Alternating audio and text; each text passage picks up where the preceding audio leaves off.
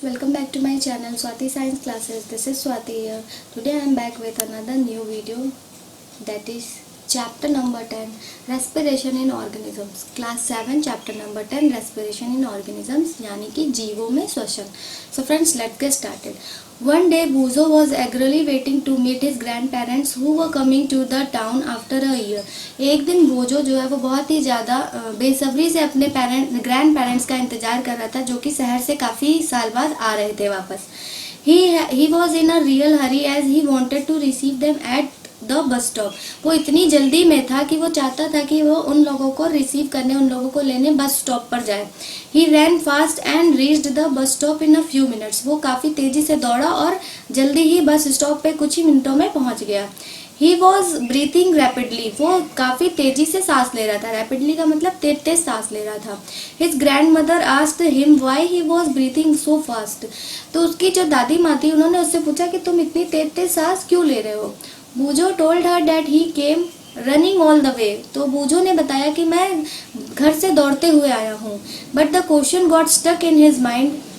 लेकिन एक क्वेश्चन उसके दिमाग में बैठा, सोचने लगा वो कि he wondered why running makes a person breathe faster. क्यों दौड़ना जो है वो किसी भी पर्सन को सांस लेने में दिक्कत करता है, सांस तेज तेज लेना पड़ता है दौड़ने के बाद. The answer to Bojo's question lies in understanding why we breathe. जो क्वेश्चन बूजो के माइंड में चल रहा है उससे पहला ये क्वेश्चन है कि हम सांस क्यों लेते हैं. वाई वी ब्रीथ, हम सांस क्यों लेते हैं. Breathing is a part of respiration. Breathing जो है वो एक पार्ट है रेस्पिरेशन का. रेस्पिरेशन हमारे बॉडी में एक प्रोसेस होता है, रेस्पिरेशन प्रोसेस उसका एक पार्ट है. Let us learn about respiration. चलिए अब हम रेस्पिरेशन के बारे में जानते हैं. वाई डू वी ब्रीथ, हम सांस क्यों लेते हैं. In chapter 2, you learn that all organisms are made of small microscopic units called cells. Chapter number 2 में हमने पढ़ा था कि सारे जो ऑर्गेनिजम्स होते हैं, यानी कि जो भी जीव होते हैं, वो स्मॉल माइक्रोस्कोपिक यूनिट से मिल के बने होते हैं, जिसको कहते हैं cell. A cell is the smallest structural and functional unit of an organism. जो सेल है वो सबसे छोटा स्ट्रक्चरल और फंक्शनल यूनिट है एक ऑर्गेनिज्म का. Each cell of an organism performs certain functions such as nutrition, transport, excretion and reproduction. जो भी सेल होते हैं वो ऑर्गेनिजम्स में एक एक सेल जो है एक एक फंक्शन करते हैं, जैसे कि न्यूट्रिशन, ट्रांसपोर्ट एक्सक्रीशन और reproduction. To perform these functions the cell needs energy. इन सारे फंक्शंस को परफॉर्म करने के लिए सेल को एनर्जी की ज़रूरत होती है. Even when we are eating, sleeping और रीडिंग वी रिक्वायर एनर्जी. बल्कि जब हम पढ़ते हैं या फिर हम सोते हैं या हम खाते हैं तब भी हमें एनर्जी यानी कि ऊर्जा की ज़रूरत होती है. But where does this energy come from. लेकिन ये एनर्जी कहाँ से आती है. सबसे बड़ा क्वेश्चन है कि एनर्जी आती कहाँ से है. कैन यू से why your parents insist that you should eat regularly. अब आपको आप सोच रहे होंगे, क्या आप सोचते हैं कि आपके पापा मम्मी हमेशा आपको इंसिस्ट का मतलब जबरदस्ती करते रहते हैं, जोर डालते हैं कि बेटा रेगुलरली खाना खाओ. खाना खाने के लिए जोर देते हैं. ये नहीं कहते कि आप बाहर का खाओ, फास्ट फूड का, ये खाना खाने पे जोर देते हैं. The food has store energy. ऐसा इसलिए होता है क्योंकि जो फूड होता है, जो खाना होता है, वो एनर्जी स्टोर करके रखता है, स्टोर करता है. Which is release during respiration. जो कि तब रिलीज होती है जब हम रेस्पायर करते हैं, यानी कि जब हम सांस लेते हैं, रेस्पिरेशन के प्रोसेस में वो एनर्जी रिलीज होती है. Therefore all living organisms respire to get energy from food. इसलिए सारे ऑर्गेनिजम्स, जितने भी जीव होते हैं, वो रेस्पायर करते हैं, सांस लेते हैं एनर्जी को फूड से पाने के लिए. फूड के द्वारा ही हमें एनर्जी मिलती है. During breathing we breathe in air. जब हम सांस लेते हैं तो हम सांस हवा में लेते हैं. You know that air contains oxygen. क्या आप जानते हैं कि एयर जो है वो ऑक्सीजन कंटेन करता है, मतलब कि हवा में ऑक्सीजन होता है. We breathe out air which is rich in carbon dioxide. और जब हम सांस छोड़ते हैं, हम एक बार सांस लेते हैं, एक बार छोड़ते हैं, तो जब हम सांस लेते हैं तो हम ऑक्सीजन को अंदर लेते हैं अपने शरीर के, और जब हम सांस छोड़ते हैं तो हम कार्बन डाइऑक्साइड बाहर छोड़ते हैं, बाहर निकालते हैं. The air we breathe in it's transported to all parts of the body and ultimately to each cells. जो हम हवा के द्वारा सांस लेते हैं, यानी कि जो ऑक्सीजन हमारे सांस के द्वारा अंदर जाता है, वो तुरंत ही सारे हमारे बॉडी के पार्ट्स और एक एक सेल में डिवाइड हो जाता है, ट्रांसपोर्ट कर दिया जाता है, वो चला जाता है सब जगह. In the cells oxygen in the air helps in the breakdown of food. जब ऑक्सीजन जो है जो एयर में होता है वो सेल्स में जाता है तो वो फूड को यानी कि भोजन को तोड़ने में, ब्रेक डाउन करने में हेल्प करता है सेल्स की। The process of break down of food in the cell with the release of energy is called cellular respiration. जो प्रोसेस एक प्रोसेस होता है जिसमें फूड का ब्रेक डाउन होता है सेल में और एनर्जी रिलीज होती है, इस प्रोसेस को कहते हैं cellular respiration. Cellular respiration takes place in the cells of all organism. Cellular respiration जो होता है वो सारे ही सेल्स के सब ऑर्गेनिजम्स के सेल में प्लेस होता है, जाता है। In the cell the food glucose is food को हम केमिकल लैंग्वेज में या फिर कह सकते हैं ग्लूकोज का ही ब्रेक डाउन होता है जिससे एनर्जी रिलीज होती है। द फूड यानी कि glucose is broken down into carbon dioxide and water using oxygen. जो सेल के अंदर जो ग्लूकोज का ब्रेक डाउन होता है वो कार्बन डाइऑक्साइड में और वाटर में होता है। किसके उपयोग से होता है? ऑक्सीजन के उपयोग से होता है। When breakdown of glucose occurs with the use of oxygen, it is called aerobic respiration. जब ग्लूकोज का ब्रेकडाउन होता है ऑक्सीजन के उपयोग से तो इस ब्रेकडाउन को कहते हैं aerobic respiration. Food can also be broken down without using oxygen. जो फूड होता है यानी कि जो ग्लूकोज होता है वो बिना ऑक्सीजन के भी ब्रेकडाउन होता है। This is called anaerobic respiration. इस प्रोसेस को कहते हैं anaerobic respiration. Breakdown of food releases energy. और जब भी ब्रेकडाउन होता है फूड का तो वो एनर्जी रिलीज करता है यानी कि ऊर्जा निकालता है। You should know that there are some organisms such as yeast that can survive in the absence of air. कुछ ऐसे भी ऑर्गेनिजम्स हैं यानी कि जीव हैं जैसे कि ईस्ट जो कि बिना हवा के भी सरवाइव करता है। They are called anaerobes. इनको एनारोब्स कहते हैं। They get energy through anaerobic respiration. Anaerobic respiration अभी मैंने आपको ऊपर बताया, विदाउट ऑक्सीजन जो ब्रेकडाउन होता है फूड का उसको एनारोबिक रेस्पिरेशन कहते हैं। और एनारोबिक रेस्पिरेशन के ही थ्रू ये ईस्ट जो है वो अपना फूड का इसका ब्रेकडाउन होता है। In the absence of oxygen glucose breaks down into alcohol and carbon dioxide as given below. इसमें क्या होता है, इस वाले ब्रेकडाउन में फूड के ग्लूकोज के ब्रेकडाउन में क्या होता है, अल्कोहल में और कार्बन डाइऑक्साइड में ये ब्रेकडाउन होता है, टूटता है। आगे बढ़ते हैं। Our muscle cell can also respire anaerobically but only for a short time. जो हमारी मसल्स की सेल होती हैं वो भी कभी कभी रेस्पायर करती हैं एनारोबिकली, लेकिन कुछ छोटे ही समय के लिए, थोड़े समय के लिए। Where there is a temporary deficiency of oxygen. वो भी तब करती हैं जब उनको थोड़ी सी प्रॉब्लम होती है, ऑक्सीजन की डेफिशिएंसी होती, कमी हो जाती है जब ऑक्सीजन की, तब करते हैं ये मसल्स, हमारे मसल्स के cell. During heavy exercise, fast running, cycling, walking और फॉर मेनी आवर्स और heavy weight lifting the demand for energy is high. जब हम एक्सरसाइज करते हैं या हम तेज से दौड़ते हैं, साइकिलिंग करते हैं, वॉकिंग करते हैं कई घंटों तक, या फिर हैवी वेट लिफ्ट करते हैं, उठाते हैं, तो हमारी जो एनर्जी की जो रिक्वायरमेंट होती है बॉडी में वो हाई हो जाती है, वो ज़्यादा हो जाती है। But the supply of oxygen to produce the energy is limited. लेकिन जो सप्लाई होता है ऑक्सीजन का हमारे शरीर में और जो एनर्जी निकलती है उससे वो तो उतनी ही रहती है, मतलब लिमिटेड ही होती है। पर हम जब ये सारा कुछ करते हैं, ये सारा प्रोसेस एक्सरसाइज वगैरह, तो हमारी एनर्जी की रिक्वायरमेंट ज़्यादा हो जाती है बॉडी में। Then anaerobic respiration takes place in the muscle cells to fulfil the demand of energy.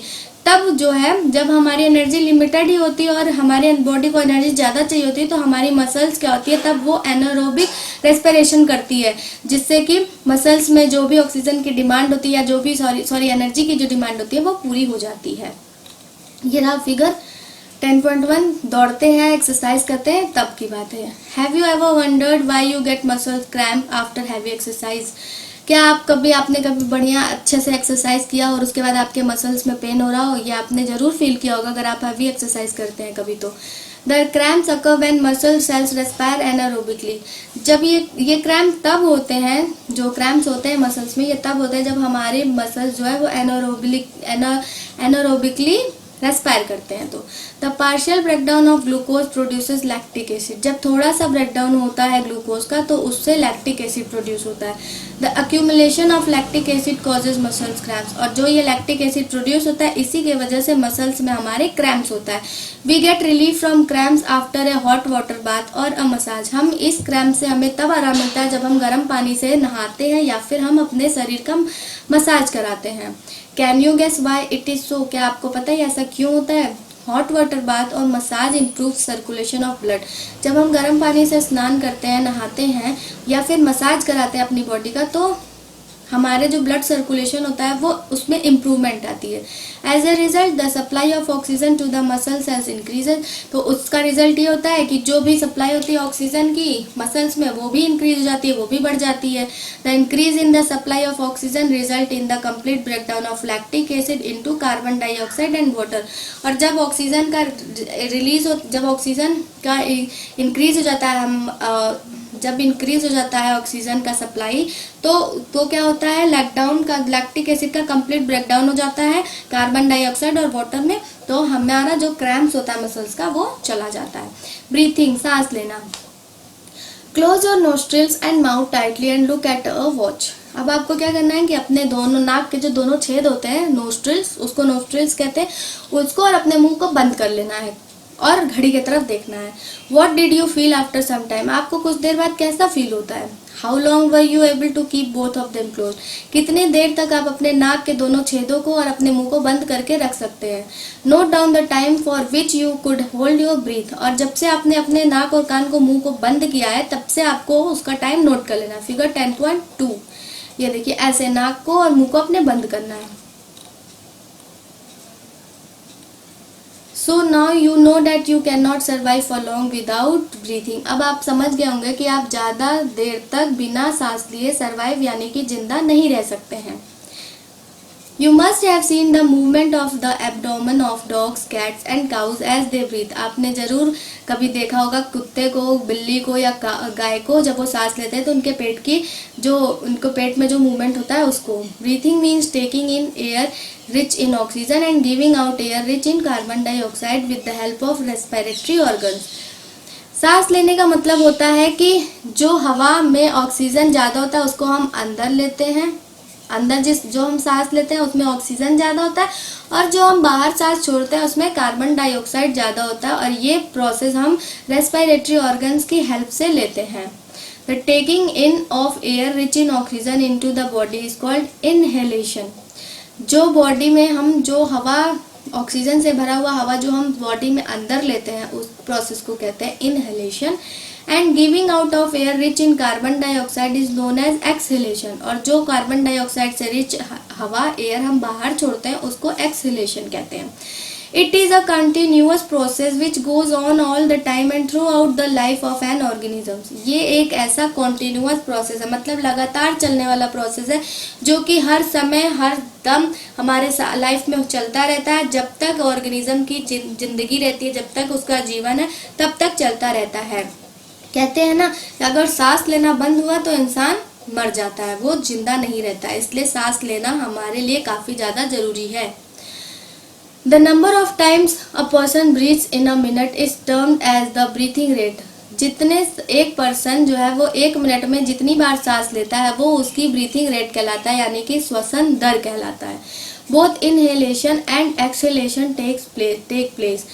दोनों एक साथ होता है। जैसे हम एक बार सांस लेते हैं तो हम एक बार सांस छोड़ते हैं बाहर। Breath means 1 inhalation plus 1 exhalation. एक सांस लेने का मतलब होता है एक बार अंदर लेते हैं, एक बार बाहर छोड़ते हैं। Would you like to find out your breathing rate? क्या आप अपनी श्वसन दर को जानने चाहते हैं, अपनी श्वसन दर को? Do you want to know whether it is constant और it changes according to the requirement of oxygen by the body? क्या आप ये जानना चाहते हैं कि वो कांस्टेंट रहता है, मतलब एक ही तरह से बना रहता है, या फिर वो चेंज होता है according to requirement of oxygen by the body? मतलब हमारी बॉडी को कितना ऑक्सीजन का रिक्वायरमेंट है उसके अकॉर्डिंग वो चेंज होता रहता है हमारा जो ब्रीथिंग रेट है वो। Let us find out by doing the following activity. चलिए ये एक्टिविटी करके हम पता लगाते हैं। 10.2 generally we are not aware that we are breathing. कभी कभी तो हमें पता भी नहीं चलता कि हम सांस ले रहे हैं। However if you try you can count your rate of breathing. अगर आप चाहें तो आप अपने ब्रीथिंग रेट को काउंट कर सकते हैं। Breathe in and out normally. सांस आराम से अंदर लीजिए, बाहर छोड़िए। Find out how many times you breathe in and breathe out in a minute. और आपको एक घड़ी से देखना है कि 1 मिनट में आप कितनी बार सांस लेते हैं और कितनी बार आप सांस छोड़ रहे हैं बाहर। Did you inhale the same number of times as you exhale. क्या आप जितनी बार सांस ले रहे हैं उतनी ही बार सांस बाहर छोड़ भी रहे हैं। Now count your breathing rate. अब आपको अपने ब्रीथिंग रेट को काउंट करना है। Number of breaths minute per minute, 1 minute में आप कितनी बार सांस ले रहे हैं। After brisk walk and after running, कुछ देर चलने के बाद या फिर दौड़ने के बाद भी आप record your breathing rate as soon as you finish and also after complete rest. मतलब आप जब दौड़ के आ रहे हैं, एक्सरसाइज करके आ रहे हैं या थक के आ रहे हैं, तब तुरंत लीजिए अपने ब्रीथिंग रेट अपना काउंट करिए और फिर थोड़ी देर आराम करने के बाद फिर अपना रिकॉर्ड करिए। Tablet your findings and compare your breathing rates under different conditions. Tablet का मतलब होता है सारणीबद्ध करना है आपको अपना जो भी ब्रीथिंग रेट है और डिफरेंट कंडीशन में, जैसे कि आराम करने के बाद, उठने के बाद, दौड़ने के बाद, हर तरफ से अपना ब्रीथिंग रेट काउंट करके आपको सारणीबद्ध करना है उसको। और different condition of your classmates, और अपने क्लासमेट्स से भी मिलाना है क्या कि उनकी भी जो ब्रीथिंग रेट है कैसी है, आपके जैसी है या अलग है। From the above activity, you must have realized that whenever a person needs extra energy, she breathes faster. इस एक्टिविटी को करने के बाद आपने जरूर ये रियलाइज किया होगा, आपको ये पता लगा होगा कि कोई भी पर्सन जब उसको किसी को एक्स्ट्रा एनर्जी की जरूरत होती है, या तो वो ही या शी, तो वो काफी तेज सांस लेता है। As a result more oxygen is supplied to our cells. तो हमें ज्यादा ऑक्सीजन सप्लाई होती है सेल्स में। It speeds up the breakdown of food and more energy is release. तो वो ब्रेकडाउन जो है फूड का वो ज़्यादा तेजी से करता है और ज़्यादा एनर्जी फिर रिलीज होता है। Does this explain why we feel hungry after a physical activity. क्या इससे आप ये समझ पा रहे हैं कि क्यों हमें जब हम फिजिकल एक्टिविटी ज़्यादा करते हैं तो हमें भूख भी ज़्यादा लगती है। अब इससे आपको कुछ पता चला होगा। अगर हम फिजिकल एक्टिविटी करते हैं तो हम ज़्यादा थकते हैं, हम ज़्यादा तेज सांस लेते हैं। तो हम जब ज़्यादा थकेंगे तो हमारी बॉडी ज़्यादा भोजन मांगेगी, हम ज़्यादा खाना खाएंगे। तो ज़्यादा जब खाना खाएंगे तो वो ज़्यादा खाना जो होगा वो ब्रेकडाउन होगा, और उसके बाद से उसका ब्रेकडाउन होगा और ऑक्सीजन ब्रेकडाउन होगा और उसके बाद एनर्जी ज़्यादा रिलीज होगी। When you feel drowsy, does your breathing rate slow down? When you feel drowsy का मतलब होता है नींद में होना या नींद से भरा होना। जब आप नींद में होते हैं तो क्या आपकी जो ब्रीथिंग रेट होती है वो स्लो होती है। Does your body receive sufficient oxygen? क्या आपकी बॉडी पूरा सफिशियंट ऑक्सीजन रिसीव कर रही है। Activity 10.3 Figure 10.3 shows the various activities carried out by a person during a normal day. ये जो एक्टिविटीज़ है, जैसे ये बर्तन धुलना, काम करना, सोना, वॉकिंग करना, चलना, एक्सरसाइज करना, पढ़ना, ये लेबर मजदूर हैं जो कंस्ट्रक्शन के एक जगह पे काम करते हैं, ये सारी एक्टिविटी है एक दिन की। Can you say in which activity the rate of breathing will be the slowest and in which it will be the fastest. क्या आप इन एक्टिविटीज़ को देख के बता सकते हैं कि कौन सी एक्टिविटी में इंसान का मतलब जीव का जो ब्रीथिंग रेट होता है वो सबसे कम होता है या फिर किस समय में सबसे तेज होता है। Assign numbers to the pictures in the order of increasing rate of breathing according to your experience. अपने एक्सपीरियंस के हिसाब से, मतलब अभी मैंने जितना भी पढ़ाया उसके हिसाब से आप इसको असाइन कर सकते हैं, मतलब इनको ऐसे नंबर में लगा सकते हैं।